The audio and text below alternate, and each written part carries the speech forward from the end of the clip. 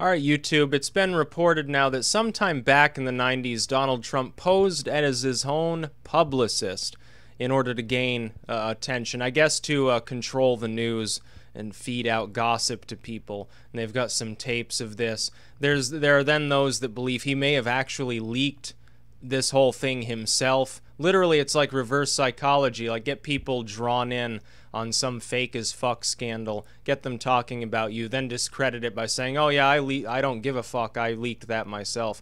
I have to say this, as a non-biased observer, not actively supporting Trump, I don't really care too much about the fact that 25 years ago he pretended to be his own publicist. It really doesn't matter to me, because what exactly does that have to do with any of the other things that he's talking about? I'd be much more concerned about his actual proposals, past or present. That is, what he said in the past compared to now. Does it sort of coincide? Does it overlap at all? Is he being authentic, or is he just trying to negotiate? I'm more concerned really with that as an independent voter than anything. You know, I don't really care if he was feeding his ego, because let's face it, many politicians do the same. Lyndon Johnson used to literally whip out his cock and tell people that's why he was in charge, and I don't see many Democrats complaining about that.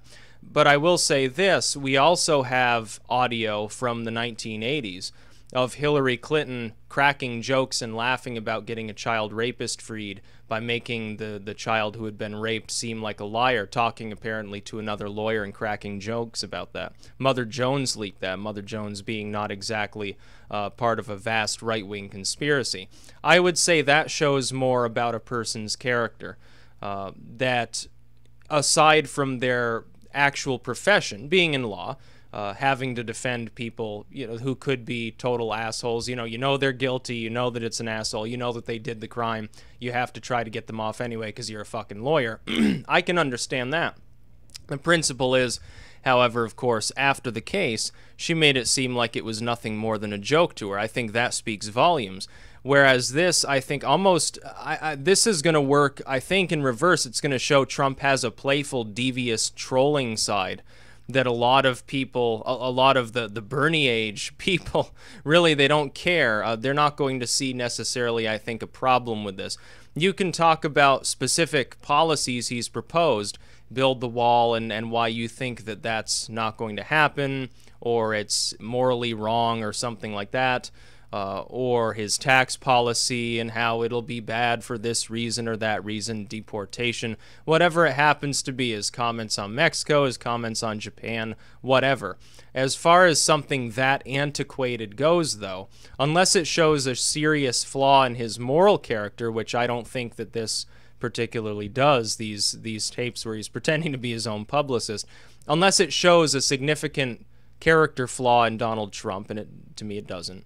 It doesn't really matter. In fact, it's almost amusing. I mean, it's funny. It's funny to think of somebody who had already at that time, I think, hundreds of millions of dollars, sitting there in his gold-plated office, making what amounts to crank phone calls, pretending to be someone he's not, doing it fairly poorly, you know, fairly obviously, according to those actually listening to this. Yeah, it's probably Trump pretending to be a publicist. Because this magical publicist appears not to exist, is saying things that only Trump himself presumably would have even really had inside knowledge of.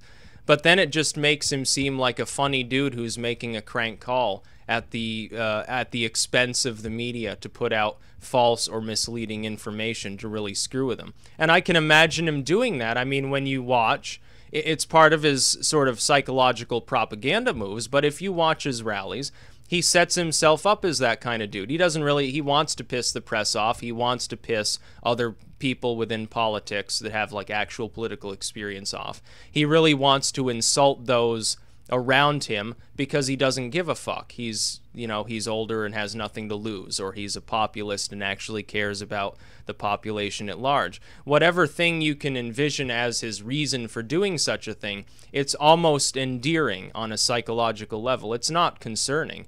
It would be concerning if he was laughing about getting a child rapist freed, but instead when we look to Trump's past, we have these weird tales about him trying to stop a beating on the side of the street or paying off somebody's mortgage for helping him, when his limousine broke down. And that's ultimately what a lot of his fans really see Trump as. They see him as personable. They realize he's super wealthy. They realize he's super out of touch with what the average person would be doing. But he doesn't act like that. And here's the difference.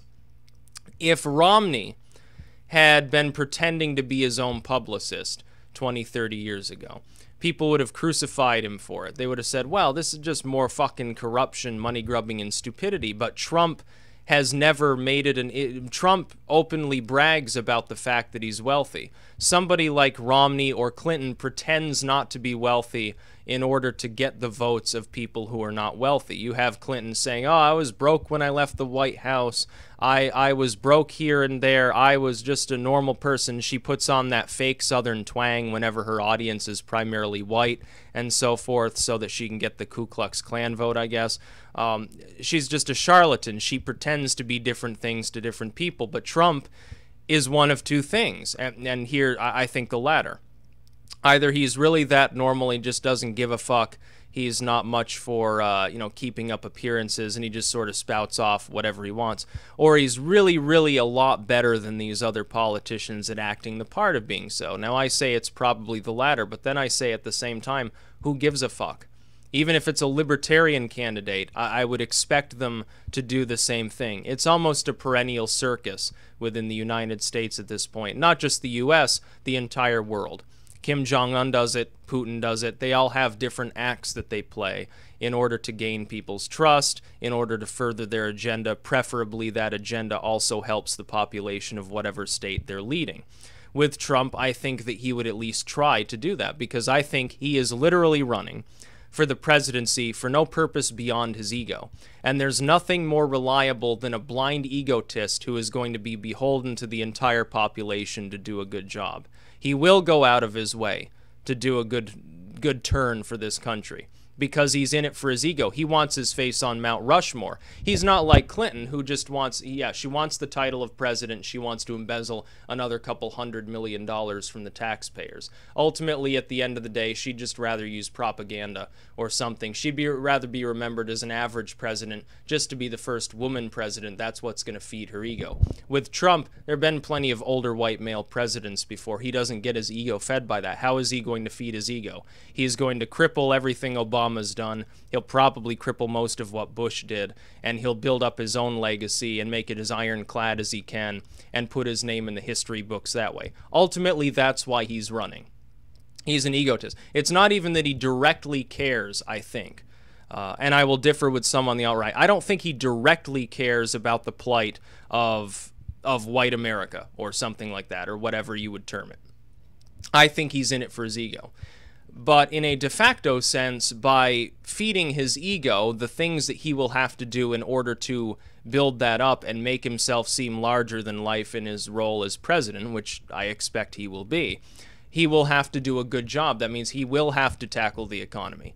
He will have to improve our reputation abroad. I may not like the fact that he's still an authoritarian, but he will at least attempt to do a good job. That's more than I can expect from somebody like Hillary Clinton. There's a reason why there's no way in hell I'd vote for the Democratic Party in any way, because they're actively resisting reform. Trump already overthrew the establishment of his party. I can at least respect him for that. And it's funny.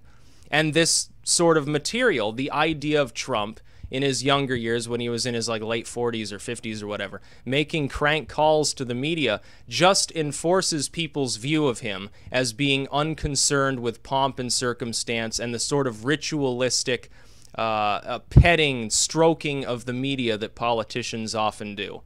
It endears people towards Trump. In fact, if he leaked this himself, he's a genius. People have used the term he's playing a 3D game and everyone else is playing a 2D game.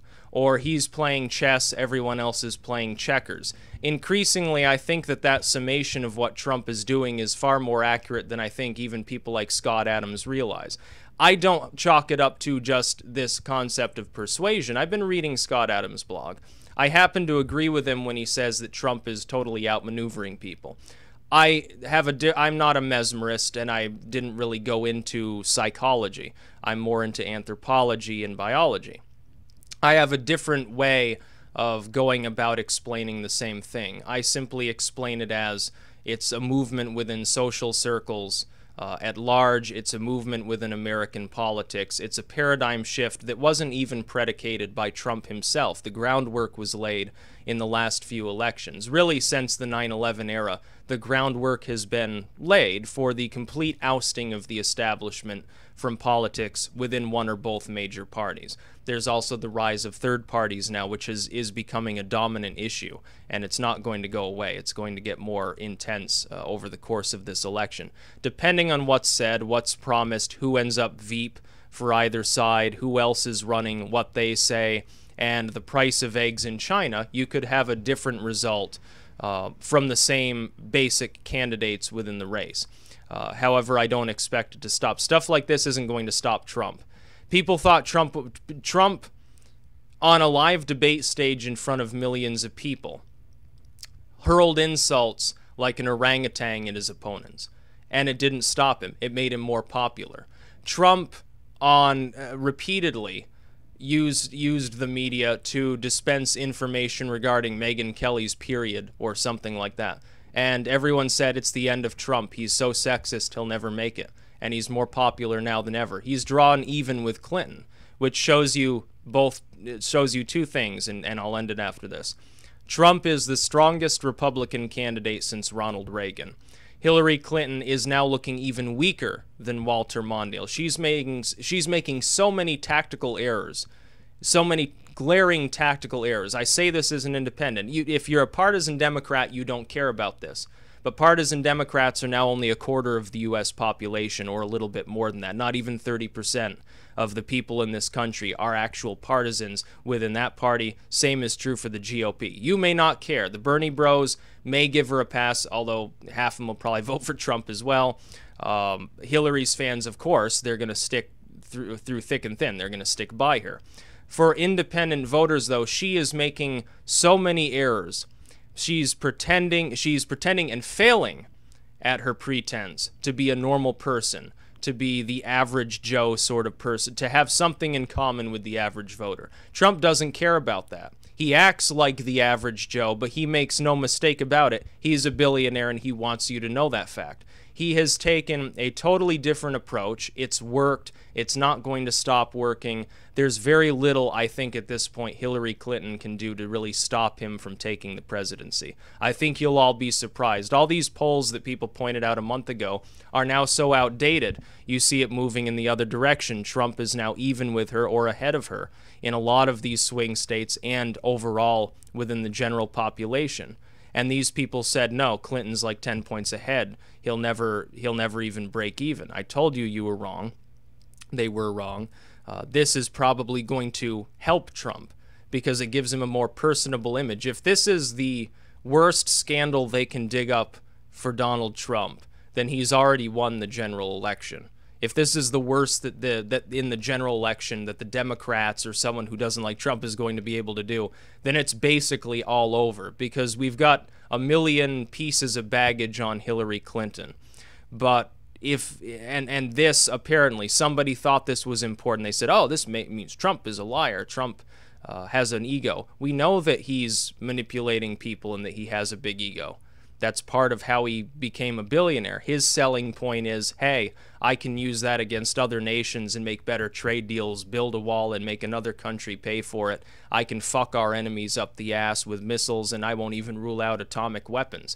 He's got everyone on his team. Hillary Clinton's alliance is looking smaller and smaller by the day, and when she gets the nomination, which I expect she will, almost half of those supporting Sanders, which are almost half of the people voting in the Democratic primaries, have already said they're not going to back Hillary Clinton. And unlike with the Never Trump movement, which was lukewarm and tiny at best, about half of the Democratic voting base really hates Hillary Clinton. They see her as outdated. We're talking about the under 35 Democrats primarily. Oh, they'll jump ship to Trump by the millions. You won't see as big an electoral wash as you'll see in the general if she's nominated. You won't see that kind of washout election again probably until my hair's all white or I'm in the grave. It's going to be a spectacular show, and at the very least, this is exciting. Even if I'm not going to vote for Trump or Hillary, at least it's exciting. At least it's interesting, unlike the last election where it was Obama versus white Mormon Obama. It really got tiring to the point where Mitt Romney was so boring he didn't even show up for anything and disappeared for a month before the election was held. That's about all. Peace out.